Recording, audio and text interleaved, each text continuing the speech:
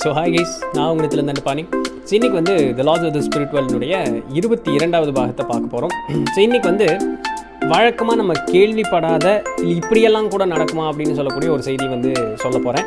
So பார்க்கலாமே, இது ஒரு ஆச்சரியமான தகவல். எனக்கு இது படிக்கும் பொழுது எனக்கு இது ரொம்ப புதுசாக இருந்தது. சரி பார்க்கலாம். நம்ம பிறக்கும் பொழுது நம்ம என்ன பார்த்தோம், நம்ம தான் நம்மளுடைய பிறப்பை வந்து முடிவு பண்ணிட்டு வரோம். நம்மளுடைய வாழ்க்கையில் என்னென்னலாம் நடக்க போகுது அப்படிங்கிறது வந்து நம்மளுக்கு முன்னதாகவே தெரியும். நம்ம பிறக்கிற நாள் முடிவு பண்ணுற மாதிரியே நம்மளுடைய இறக்கிற நாளையும் முடிவு பண்ணிட்டு தான் வருவோம் அப்படிங்கிறதும் நமக்கு தெரிஞ்ச ஒரு விஷயம் தான். ஸோ இவங்க வந்து அந்த வேர்டு என்ன யூஸ் பண்ணுறாங்க அப்படின்னு சொல்லி பார்க்கும்பொழுது டியூ டேட் அப்படின்னு சொல்கிறாங்க. பட் இறக்கக்கூடிய நாள், அப்போது இது எல்லாமே நமக்கு தெரிஞ்சு தான் வருது கீழே. அப்படி வரும்பொழுது அந்த இறக்கக்கூடிய நாள் வந்து வெறும் ஒரு நாள் தான் இருக்குமா, இல்லை நம்மளுடைய ஆயுட்காலத்தை வந்து வேறு யாருக்காவது தாராவாத்து கொடுத்துட்டு போக முடியுமா அப்படின்னு சொல்லக்கூடியதெல்லாம் பார்க்கும்போது லாஜிக்கலாக சான்ஸே இல்லை. அதுக்கு வந்து எந்த விதமான ஒரு வாய்ப்புமே கிடையாது. ஆனால் அது உண்மை இல்லை. இது எல்லாமே சாத்தியம் அப்படின்னு வந்து சொல்லப்படுது. ஸோ திடீர்னு ஒருத்தங்க சாகிறாங்கன்னு வச்சுங்களேன், ஏதோ ஒரு அசம்பாவிதத்தினால, அதுவும் முடிவு பண்ணப்பட்டது தான். யாருனால?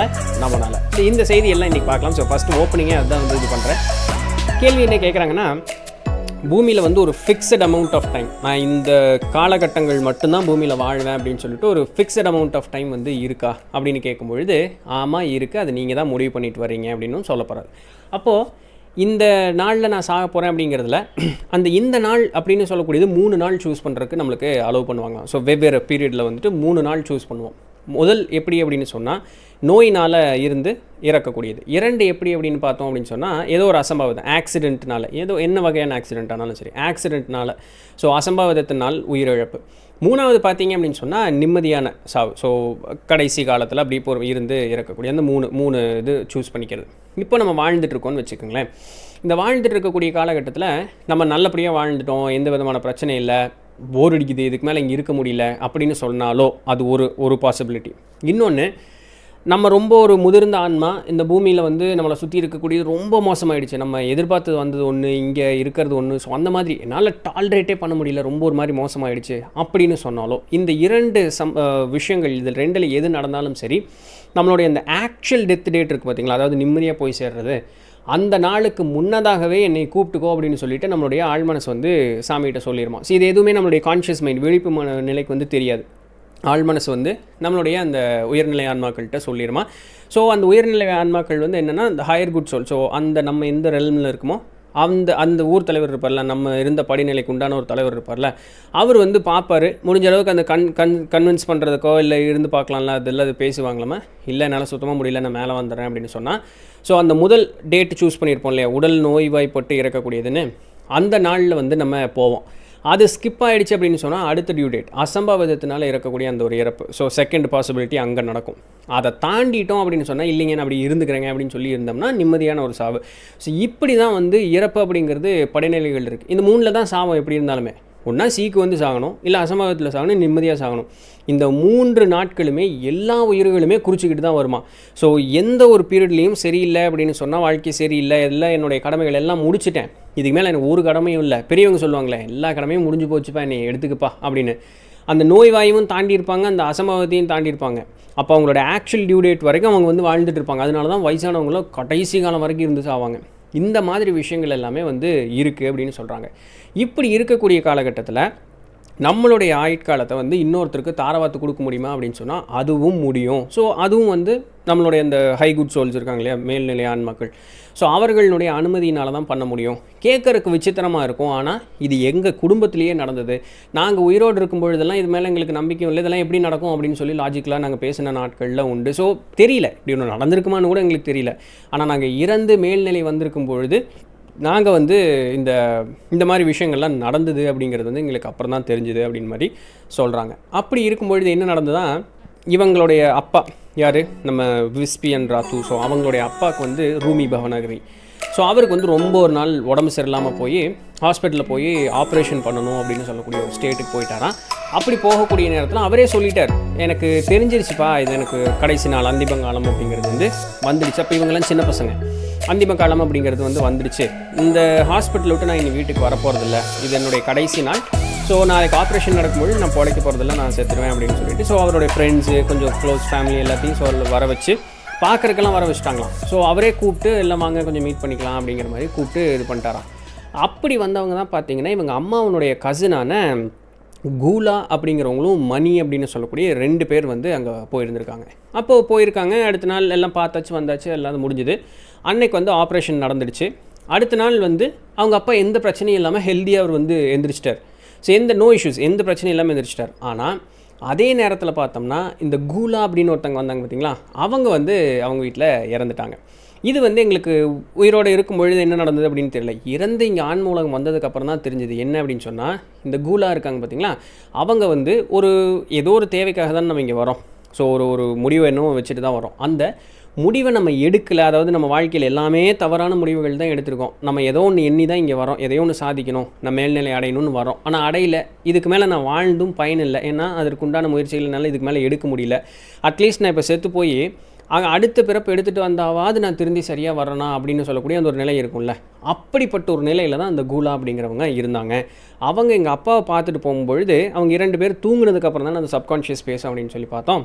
அந்த மாதிரி அந்த சப்கான்ஷியஸ் பேசிக்குமா, இந்த மாதிரி எனக்கு பசங்க இருக்காங்க, மனைவிகள் இருக்காங்க, ஸோ உன்னுடைய அந்த பாக்கி இருக்கக்கூடிய ஆயுட்காலத்தை எனக்கு கொடுத்த அப்படின்னு சொன்னால் நான் வந்து இதை கழிச்சுக்கிறேன்ல, ஸோ இது பண்ணிக்கிறேன்ல அப்படின்னா அந்த ஆன்மாவும் அதுக்கு சரின்னு அக்செப்ட் பண்ணோன்னே இவங்க 2 பேரும் அந்த ஹைகுட் சொல்லிட்டு சொல்லி பெர்மிஷன் வாங்கிட்டு இந்த கூலா அவங்களுடைய ஆயுட்காலம் பாக்கி ஃபுல்லாக அப்பாவுக்கு கொடுத்துட்டு அவங்க வந்து இறந்துட்டாங்களாம். நம்மளுடைய சொல் வழக்கு உண்டுல்ல, என் உயிரை கொடுத்து நான் உன்னை காப்பாற்றுறேன்னு. இப்போ புரியுதா நம்ம ஆட்கள் என்ன சொல்லியிருக்காங்க அப்படின்னு சொல்லிட்டு. நம்ம சும்மா டைலாக் மாதிரி சொல்லியிருக்கோம்ல, என் உயிரை கொடுத்து நான் உன்னை காப்பாற்றுறேன், என் உயிரையே நான் உனக்கு தரேன். இது தாங்க அதுக்கு உண்டான பொருள். எனக்கு இதை படிக்கும்போது தாங்க இதெல்லாம் யோசனை வருது. நம்ம ஆட்கள் சொல் வழக்கில் சொல்லி வச்ச வார்த்தைகளுக்கெல்லாம் என்ன அர்த்தம் பின்னாடி இருக்குன்னு பாருங்களேன். என் உயிரை கொடுத்து காப்பாற்றுறேன் அப்படின்ட்டு. இந்த தனுஷ் படத்தில் வேற ஒரு ரெட்ட மீனிங் ஒன்று சொல்லுவாங்க, அது இல்லை, இதுதான் ஒரிஜினல் மீனிங், என் உயிரை கொடுத்து காப்பாற்றுறேன் அப்படின்னு சொல்கிறதுக்கு. அப்போது இது வந்து அந்த சப்கான்ஷியஸ் தான் பேசிக்கும். இப்போ நம்ம போய் சும்மா அதே உயிரை கொடுறா, கொஞ்ச நாள் வேலை இருக்குதுரா அப்படின்னு சொன்னாலாம் நடக்காது. சப்கான்ஷியஸ் பேசிக்கும். அது நம்மளுக்கு கண்டிப்பாக தெரியாது, 100% அது தெரியாது. நம்மளுடைய ஆழ் மனசும் பேசிக்கும். ரெண்டும் வந்து மேல் ஆன்மாக்கள்கிட்ட முறையிடும் பொழுது அவங்க சரின்னு சொல்லும்பொழுது அது நடக்குமா. ஸோ இந்த மாதிரியும் கூட விஷயங்கள் எல்லாமே இருக்குது அப்படிங்கிறதும் சொல்லப்படுது. அடுத்தது பார்த்தோம்னா இது பெரியவங்களுக்குன்னு பார்த்துட்டோம். குழந்தைகளுக்குன்னு பார்க்கும்பொழுது இப்போது பிறக்கும் பொழுது எல்லாம் இந்த ஒரு முக்தி நிலையான ஒரு மேல்நிலையில் இருக்கக்கூடிய ஆன்மாக்களாக தான் இருப்பாங்க. ஆனால் இறந்து கீழே வந்து அந்த குழந்தை தன்மையிலேயே இறந்துருவாங்களே, அந்த குழந்தை பருவத்திலேயே இறந்துருவாங்கல்ல. இந்த பூலோகத்தில் இருக்கக்கூடிய அந்த எண்ணங்களோட தான் நம்ம மேலே போவோம் அப்படின்னு பார்த்துருக்கோம். திடீர்னு நடந்துருச்சு, இங்கே என்ன நடக்குது, இந்த உலகத்தை பற்றி புரிஞ்சுக்கிறதுக்குள்ளேயே நம்ம வந்து டக்குன்னு மேலே போயிட்டோம். ஸோ அந்த குழந்தை பருவத்திலேயே இறக்கும் பொழுது அப்போ அந்த மேலே போகும்பொழுது அந்த குழந்தைகள் என்ன ஆயிருப்பாங்க அப்படின்னு கேட்டால், அந்த குழந்தை தன்மையோடவே அந்த ஆன்மா மேலே போகுமாமா. அங்கே வந்து மதர் சோல்ஸ்ன்னு சொல்லிவிட்டு அங்கே அந்த தாய் குணம் கொண்ட அந்த ஆன்மாக்கள் மேலே இருக்குமா. அந்த குழந்தை வந்து ஒரு முதிர்ந்த நிலை வருவதற்கு யார் என்ன நடந்தது, பூமினா என்ன, இந்த ஆன்மூலம்னா என்ன, ஏன்னா அந்த பூமியினுடைய எண்ணங்கள் தான் அதுக்கு ஆழமாக பதிஞ்சிருந்திருக்கும். அப்போ அதை மாற்றி அதை அந்த பழைய நிலைமை கொண்டு வரதுக்கு வித்தின் ஃபியூ செகண்ட்ஸ், கொஞ்சம் நேரம் தான் ஆகும், ஃபியூ மினிட்ஸ் தான் ஆகும்னு வச்சுங்களேன். ரொம்ப குறுகிய காலம் தான் ஆகும். பட் இருந்தாலுமே அந்த குழந்தைத்தன்மையாகவே அது மேலே போகுமா. அப்போ அங்கே பார்த்துக்கிறதுக்கு அங்கே ஆன்மாக்கள் வந்து அம்மா ஆன்மாக்கள் அந்த இடத்துல இருப்பாங்களாம் பார்த்துக்கிறதுக்கு. ஸோ இந்த மாதிரியெல்லாம் நடக்குமா. அடுத்தது இவங்களில் பார்த்தீங்கன்னா அந்த ராத்து, ஸோ அவர் இருக்கார் பார்த்தீங்களா, அவர் வந்து இந்த ஒரு இப்போ நம்ம மாதிரி வளர்ந்த ஆட்கள் இறக்குறாங்க அப்படின்னு சொன்னால் அவங்க ஒரு மாதிரி பயந்த ஒரு நிலையில் இருப்பாங்க. நான் என்ன ஏது அப்படின்னு ஒரு குழப்பமான ஒரு நிலையில் இருப்பாங்கள்ல, அவங்கள பார்த்துக்கிறதுக்கு இந்த ராத்து, ஸோ அவருக்கு வந்து அந்த வேலை தான் கொடுத்துருக்காங்களாம். இந்த இறந்து மேலே வரக்கூடியவர்களுக்கு என்ன நடக்குது, என்ன ஏது அப்படிங்கிறத தெளிவாக சொல்லி புரிய வச்சு அவர் வந்து ஒரு அமைதி நிலைப்படுத்தி மேல்நிலை கொண்டு வர, ஸோ அவருக்கு வந்து அதுதான் வேலை இருக்கான். ஸோ இந்த மாதிரி விஷயங்கள் எல்லாமே மேலே நடந்துகிட்டு இருக்குது அப்படிங்கிற மாதிரியும் சொல்கிறது. அப்போது அடுத்த கேள்விக்கு எங்கே போவோம், மிருகங்கள் இறந்ததுன்னா என்ன ஆகும் அப்படிங்கிறது. இதெல்லாம் கேட்டிருக்காங்க பாருங்களேன், அவங்களும் பதில் சொல்லியிருக்காங்க பாருங்களேன். மிருகங்கள் இறக்கும் பொழுது என்ன ஆகும் அப்படின்னு கேட்கும் பொழுது, எப்படி மனிதர்கள் அப்படின்னு சொல்லக்கூடிய ஒரு படிநிலையில் இருக்கக்கூடிய ஒரு ஆன்மா ஒரு இடத்துக்கு போகுதோ அதுபோலவே மிருகங்கள் அப்படின்னு சொல்லக்கூடியதற்கும் ஒரு இடம் இருக்குது, அந்த இடத்துக்கு போகும். மனிதர்களுக்கு இருக்க மாதிரி இந்த ஏகப்பட்ட படிநிலைகள் மிருகங்களுக்கு கிடையாது. கீழ், நடு, உயர்நிலை அப்படின்னு சொல்லுவாங்க, low, mid and high. So இந்த 3 படிநிலைகள் தான் உண்டா மிருகங்களுக்கு. அதை பற்றி அவ்வளோ ரொம்ப டீட்டெயில்டாக சொல்லலை, இது மட்டும்தான் சொல்லியிருக்காங்க. ஆனால் ஒரு சில மிருகங்கள் பார்த்திங்கன்னா இந்த மனிதர்கள் இருக்கக்கூடிய அந்த ஆன்ம பகுதியிலையும் அவர்களால் இருக்க முடியும் அப்படின்னு சொல்கிறாங்க. ஏன்னா இந்த பூமியில் வாழும் பொழுது அந்த வளர்த்துனாங்க இல்லையா அந்த ஓனர், அவர் வந்து தன்னுடைய அந்த பெட்டு மேலே பயங்கரமாக பாசப்பிரியம் வச்சுருக்கார். சாஞ்சல் அந்த பெட்டு இவர் மேலே பயங்கரமாக வளர்ப்பானி பயங்கரமாக ஒரு வேலை பாசப்பிரியம் வச்சுருக்குன்னா அந்த மாதிரி சூழ்நிலைகளில் அந்த மிருகத்தினுடைய ஆன்மாவும் இவங்க கூட இருக்கிறதுக்கு அனுமதி கிடைக்குமா. பட் வெரி ரேர், ரொம்ப சும்மா ஜாலியாக எல்லோரும் கேட்டாலாம் அது வெரி ரேர். பட் அனுமதி உண்டு. ஸோ இந்த மாதிரி தான் மிருகங்களுக்கு இந்த மாதிரி ஒரு தன்மைகள் உண்டு அப்படின்னு மாதிரியும் சொல்லப்படுது. அடுத்தது பார்த்தோம்னா ஆன்மாக்கள் எப்பொழுதுமே மகிழ்ச்சியாக இருப்பாங்களா அப்படின்னு கேட்டால், மகிழ்ச்சி அப்படிங்கிறதுன்னு சொல்கிறதுக்கு அங்கே ஒன்றும் இல்லை. இங்கே மகிழ்ச்சி துன்பம் அப்படிங்கிறதெல்லாம் ஒன்றும் இல்லை. இங்கே ஒரு சமபாவம் அப்படிங்கிறது தான் வந்து இந்த இடத்துல இருக்குது. இருந்தாலும் ஆன்மாக்களுக்கும் உணர்வுகள் உண்டு. அவர்களும் ஒரு சங்கடப்படக்கூடிய ஒரு சூழ்நிலையிலும் மன வருத்தப்படக்கூடிய சூழ்நிலைகளும் உண்டு அப்படிங்கிறாங்க. எப்போ அப்படின்னு சொன்னால், மனிதர்களுடைய நிலை கீழ்நிலையாக போய்கிட்டே இருக்குது. ஏன்டா இவ்வளோ தப்பு பண்ணுறீங்க அப்படின்னு சொல்லக்கூடிய அந்த கீழ்நிலைக்கு போயிட்டே இருக்காங்க அப்படின்னு சொல்லும் பொழுதும் வருத்தம் அடைவாங்க ஆன்மாக்கள்.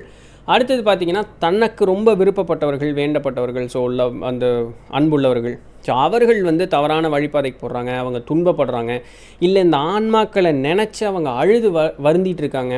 அப்படியெல்லாம் இருக்கக்கூடிய சூழ்நிலைகளில் ஆன்மாக்களுக்கும் அந்த வருத்தம் அப்படின்னு சொல்லக்கூடிய அந்த ஒரு உணர்வு அப்படிங்கிறது இருக்கும். ஸோ நாங்கள் இங்கிருந்து உங்களை பார்த்து வருத்தப்பட்டுருப்போம். ஸோ அந்த மாதிரியும் ஒரு இது இருக்கும். உங்களுடைய உணர்வுகள் எங்களை தாக்கும். ஸோ அதனால் நீங்கள் வருத்தப்படாதீங்க. இங்கே ஆன்மாக்கள் நல்ல நிலைமையில தான் இருக்காங்க. அவங்கள பார்த்துக்கிறதுக்கு, நல்ல இடத்துல வச்சுக்கிறதுக்கு எல்லாமே நல்லபடியாக இருக்குது.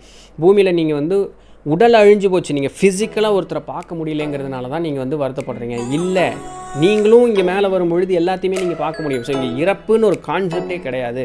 ஸோ வருத்தப்படாதீங்க. உங்களுடைய உணர்வுகள் ஆன்மாக்களை தாக்கும். ஸோ அவங்க ஒரு வேளை ஏதாவது அந்த 4 அந்த இடத்துலலாம் இருந்தாங்க அப்படின்னு சொன்னால் 1 2 3 நாள்லாம் இருந்தாங்கன்னா, ஒரு வேளை அவங்க தவறுக்கு வருந்துறாங்கன்னே வச்சுக்கோமே, நீங்கள் ரொம்ப வருந்தும் பொழுது அவங்க அந்த மேல்நிலை அடைவதற்கு முடியாமல் உங்களை நினச்சி வருந்திக்கிட்டே இருப்பாங்க. தன்னுடைய இப்படி ஆகிடுச்சுன்னு அவங்க வருத்தி அவங்க மேல்நிலை அடைய முடியாமல் போயிடும்.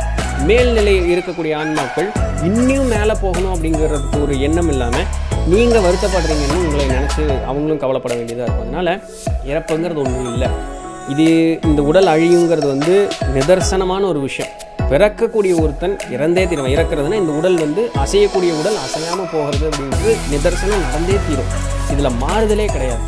ஆனால் இறப்புன்னு ஒரு கான்செப்ட் கிடையாது. நீ திருப்பி இங்கே மேலே வருவ, திருப்பி இங்கே கீழே வருவ, திருப்பி மேலே போகுது, கீழே வருது, நடந்துக்கிட்டே இருக்கும். நீ வருத்தப்படாத அப்படிங்கிற மாதிரி அவங்க ரொம்ப பக்குவமாக எடுத்து சொல்கிறாங்க.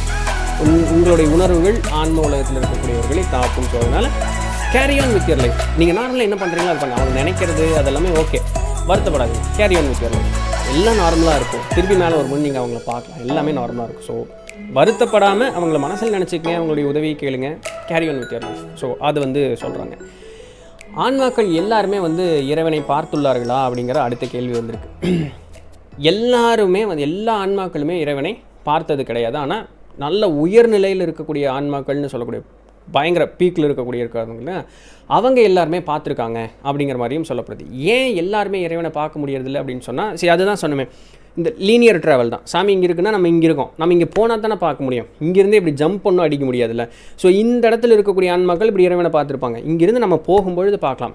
ஆனால் எல்லா ஆன்மாக்கள்னாலையும் இறைவனை பார்க்க முடியும், இறை தன்மையை அடைய முடியும், அந்த இறைவன் போல நம்மளும் ஆக முடியும். அதற்கு தான் அந்த இறைவன் இத்தனை பாடுபட்டு நம்மளை முன்னாடி கொண்டு வந்துக்கிட்டு இருக்கார். ஸோ அதனால் ஒன்றும் வருத்தப்படாதீங்க. அப்போ அடுத்து நம்ம என்ன கேட்போம், அப்போ நீ பார்க்காத ஒன்று எப்படி நம்புறேன்னு கேட்போம்ல. நான் பார்த்தா தான் உண்மைன்னு அப்படின்னு ஒன்று கிடையவே கிடையாது. ஆன்ம உலகம் அப்படிங்கிறதுல உன்னுடைய ஆழ் மனசு ரொம்ப விசாலமாகவும் விரிவடைஞ்சு வேலை செஞ்சிட்ருக்கோம். அங்கே மறைப்பு, பொய், அங்கே இது ஒன்று உனக்கு தெரியும் உனக்கு தெரியாதுங்கிற மாதிரியெல்லாம் இங்கே எதுவுமே இல்லை. உனக்கு வேணும்னு கேட்டேன்னா சொல்லித்தரதுக்கும் அந்த உணர்வுகள் மூலமாக உனக்கு காட்டி கொடுக்கறதுக்கும் இந்த இடத்துல ரொம்ப வாய்ப்புகள் உண்டு. நீ பூமியை மாதிரியும் இங்கே பூமியில் நம்மளுடைய மனோநிலை எப்படி இருக்குமோ அதையே அந்த ஆன்மூலத்தில் வச்சு கம்பேர் பண்ணாத. இது வேறு மாதிரி இருக்கும் அந்த இடத்துல ஃபீல். ஸோ அதனால் அந்த இறைத்தன்மை அப்படிங்கிறது அந்த இடத்துல இருக்குங்கிறது எங்களால் உணர முடியுது. அதை பார்க்குறதுக்கு ஏகப்பட்ட விஷயங்கள், சான்றுகளாக பார்க்குறதுக்கு ஏகப்பட்ட விஷயங்கள் எங்களுக்கு இருக்குது. ஸோ அதனால் நாங்கள் செய்ய வேண்டியதெல்லாம், இப்போ நான் சாமியை பார்க்கணும், சாமி பார்த்தா தான் நம்புவேனுங்கிறது இல்லை. எங்களுக்கு அந்த நம்பிக்கை ஊட்டக்கூடிய அளவுக்கும் அந்த உணர்வுகளும் எங்களுக்கு இருக்குது. நேரடியாக பார்க்குறதுக்கு நாங்கள் முன்னாடி போகணுங்கிறது எங்களுக்கு நல்லா தெரியும். போனால் தான் பார்க்க முடியுங்கிறது எங்களுக்கு நல்லா தெரியும். அதனால் அதற்குண்டான முயற்சிகள் எடுத்து நாங்கள் அதற்குண்டான போகிறதுக்கு தான் பார்ப்போமே தவிர, இப்போ நான் பார்த்தா தான் நம்புவேங்கிற இங்கே ஒரு பேச்சு கிடையாது. ஸோ இதுவும் வேறு லெவலில் ஒர்க் பண்ணிகிட்ருக்கு. நீ இங்கேருந்து இங்கே வரும்பொழுது உனக்கு அது எல்லாமே புரியும் அப்படிங்கிற மாதிரியும் சொல்கிறாங்க. ஸோ இதுதான் இன்றைக்கு உண்டான வீடியோ. இதெல்லாம் உங்களுடைய வாழ்க்கையில் ஏதாவது அனுபவ முறைகளில் பார்த்துருக்கீங்களா அப்படின்னு சொல்லிட்டு கீழே கமெண்ட் பண்ணுங்கள், தெரிவிக்கலாம். ஸோ நாளைக்கு இன்னும் வேறு சில சுவாரஸ்யமான செய்திகளோடு நாளை தொடர்போம். அதுவரையும் தொடர்ந்து இணைந்திருங்கள். நான் உங்களுக்கு நன்றி.